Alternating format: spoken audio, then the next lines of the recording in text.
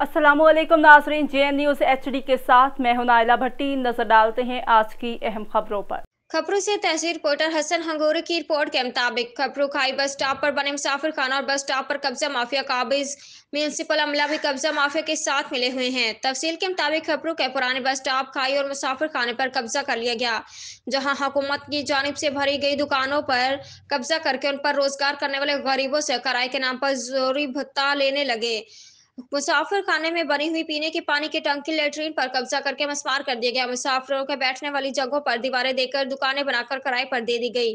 खाई bus stop पर मजदूरी करने वाले रेहड़ी बांध केबन और लोहार का काम करने वाले मजदूरों ने मीडिया को बताया कि हमसे प्राइवेट आदमी हर माह किराए के नाम पर पैसे ले जाते हैं और म्यूनसिपल कमेटी के मुलाजिम भी हर माह 500 रुपये वसूल करते हैं। न देने वालों को मजदूरी करने नहीं दिया जाता है। वहां के लोगों ने हुकूमत सिंध कमिश्नर नवाब शाह डीसी सांगढ़ से मुतालबा किया है कि गवर्नमेंट की जमीन पर हमें कारोबार करने की इजाजत दी जाए और कब्जा माफिया से हमारी जान छुड़ाई जाए।